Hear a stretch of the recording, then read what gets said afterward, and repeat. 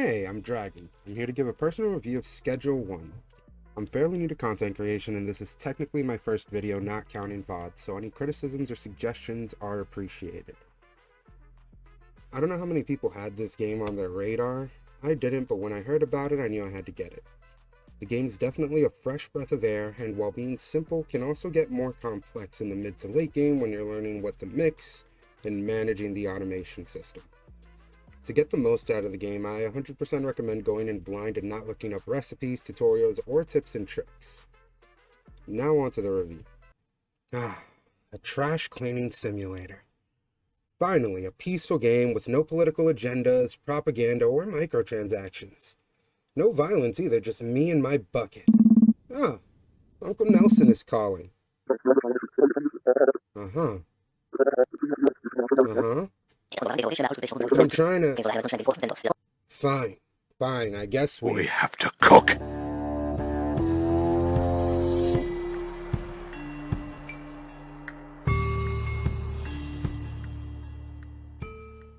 Finally, a place where someone can live out their dreams of being a drug lord, because let's face it, just like me, you're way too much of a pussy to pull this shit off.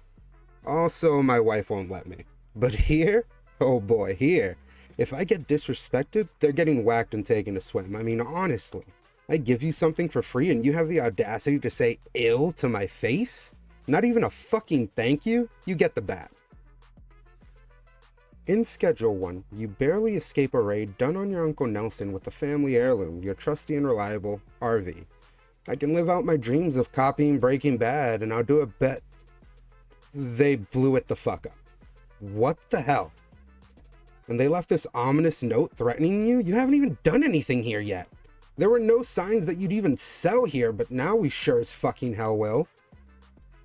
Luckily, Uncle Nelson helps you get started up. And I do want to mention, it's early access, but it would have been really cool to include the cartel just a little bit more because they kind of just don't exist after this. Even something as simple as taking out a dealer for the day and getting robbed. The story at this point is very lacking, and I was completely unaware of this, and it was one of the things that kind of pushed me to progress because I wanted to know what would happen next. And now I'm at the docks and still no continuation to the mysterious cartel. While it is slightly disappointing, the game mechanics, mixing system, management, and overall progression in the game kept me hooked. I originally started off solo, growing 2 or 3 plants in the little motel room, trying to make the best of things. Desperate to move on to the apartment, trying to figure out the best recipes and slinging that thing to everyone who's desperate for a high. My wife, Beretta, ended up joining up, and man oh man, better than any automated worker. If you're able to, get some friends, make them work. If they talk about unionizing, well, they may have to get the bat. Even dock their pay. Just like any entrepreneur, starting and growing is an uphill battle. There's always something you want to buy to make things easier. You always want that extra planting pot, the mixer, better seeds, more production. Laundering properties, new bigger property, money go up, make brain go brr. How you play and optimize is entirely up to you, and I love that. You can take it easy and go slow and still progress, or you can go hard meta and deal at night to make the most out of your product. The fact that there isn't any one way to do things makes this very appealing to just about anyone. Tyler did a fantastic job with the early game.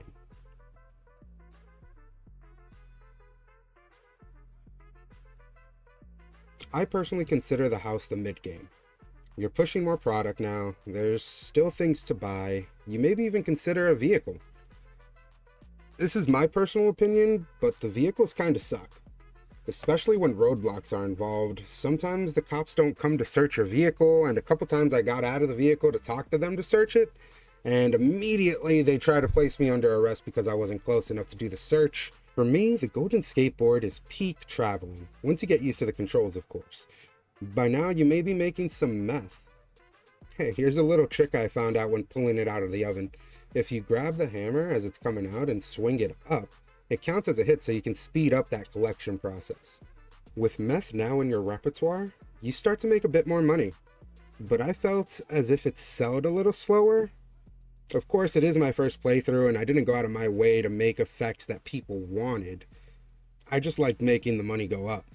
I also felt like for the most part, people didn't like meth in general as samples compared to their weed counterparts. By now, you can also start automating things, though considering the limited space, I don't really recommend it. The mid-game felt a bit slower for me because moving forward, you need to check contacts and focus on certain customers to get that new dealer or supplier. But once you convinced them with a sample, there was no real way of finding them on the map. I thought it'd be cool if you could hit them up in the contacts, give them an offer, and up your reputation with them that way instead of scrambling around. Unlocking Brad as a dealer was hell for me because I just couldn't find the people I needed. Granted, this is most likely a skill issue. Overall, the mid-game is still good, the progression slows down a little bit, laundering and depositing money is a bit slower because you may only have the laundromat and maybe the post office. But eventually... The barn, you beautiful beacon of light. As the youngins say, now we're cooking. All this space, this bad boy can fit so much manufacturing. You may be tempted to start hiring NPC workers. I didn't because I had a personal a friend. Yeah, a friend to help production. At 100 a month too, it was a steal. The mid-late game is probably where things are the most repetitive. Include the issues from before where you have to build reputation with people who you can't really find on the map after you give them a free sample and they accept it. It made this part really slow down for me.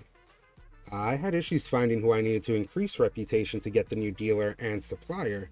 So much so that I had the dock warehouse and the whole weed meth layout there before I even got cocaine.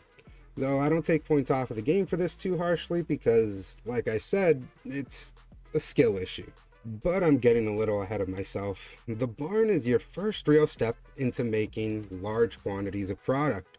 The space is great, especially if you don't plan on automating things just yet.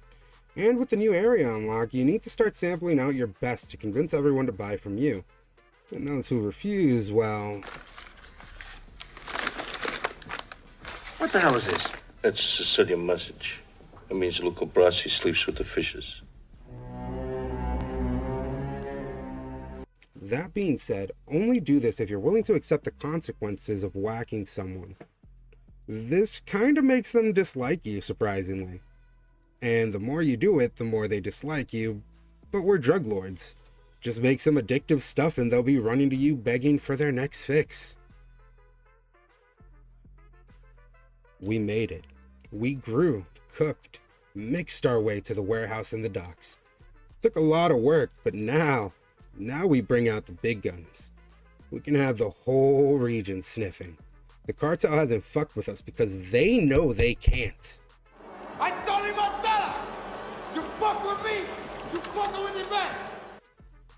Production at this point should be booming. Your dealers should be making thousands a day. We're filthy rich, ready to buy the next... dough. Well, fuck it. Money numbers going up make brain go burr. Time to optimize. Automating time. The simplicity of the game is beautiful. Absolute chef's kiss. Though to say it isn't repetitive would be blatantly lying, especially if you're someone who does not want to use the automation system in the game, more commonly called the workers. I was resistant to it at first, but there is a satisfaction to getting it done. A small learning curve for sure, but once you get it organized and get it working, there's a satisfying feeling there. I think it's well done, and like others have suggested, bunk beds, lockers for sure would be better for the workers. Oh, and a bigger storage space, but I'm not really here to repeat things others have said a million times. At least I'm trying to avoid that. But this is where the game faces its biggest problems. It is the same thing over and over again from this point. There's no progression other than unlocking Uptown and Suburbia, the two dealers, and the achievements. Sure, you can make self-challenges and start a new save and do weed only. Maybe even picking up trash only. Personally, I don't think I'd be able to do it, but to each their own. It's satisfying to get to this point, but I can see a lot of people losing steam here, even before optimizing. And honestly, that's 100% okay. It's early access. But Tyler, if you're watching this, I got some ideas. Everyone's a critic, am I right? I think when it reaches the point of unlocking the docks warehouse, there needs to be something that encourages players to not only have to automize things. Is that even a word? My idea is maybe a skill system. You can level up by growing, cooking, mixing, etc. Those things can lead to skill level ups where you can choose one of two options per level. Maybe it grows faster. Maybe you yield more product. Maybe there's a chance for the product you personally make to be of higher quality. Or specific machines. Machines that can only be used by the player that allow double the amount of mixing, cooking, growing, etc. People can choose to automate or do it themselves for even more output. Maybe even a mix of both. For example, my wife and I have turned the barn into an automated growing and drying for the coca leaves. I personally transport it to the docks where we cook and mix our hearts out. Now, while it does seem like I'm talking about what would make me specifically happy, I do want to say this is more about giving people options. We love options. I feel like that's what makes the game so fantastic. You can do things you want at any point in the game and take it your own pace as well. Take it with a grain of salt, but hey, if you ever want ideas, I got tons of them. Look at us, drug gods of this shithole. We own the docks. The police are our bitch. We deal in the shroud of night and force these addicts to pay more than they can afford. The M1911, our tool of destruct. Why the fuck does the skateboard have a crosshair but the ranged weapons don't? I mean, I kinda get it. If I could snipe with this thing, the cops would be even less of a threat. But when I saw that, it killed me. Tyler, you do know what a crosshair is. You just hate me, cause man, I stay barrel stuffing these cops. And they love to dodge. These assholes have ultra instinct, I swear.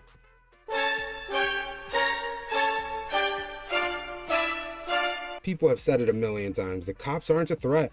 And I beg to differ, they love to dodge and this is totally not a skill issue. But on a serious note, the cops need to pick a lane. Either gun me down or cuff me, but trying to do both, that's fucked up.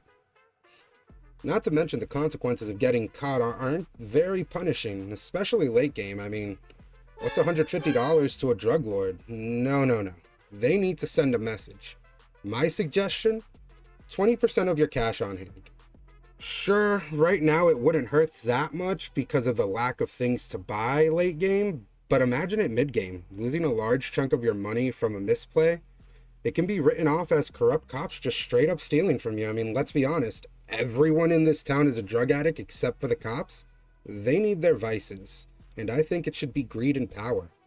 We already know Tyler is working on having cops accept bribes. Anyway, I guess this is where people give their ratings. And just like a performance review at work, nobody ever gets a perfect score.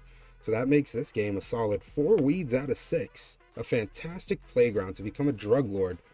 Sure, it has its issues, but when you take into account it's one dedicated guy working on this, fucking bravo, Tyler. Putting AAA game devs to shame. This was my personal review of Schedule 1. All the gameplay shown was taken from my stream on Twitch, and thanks for watching.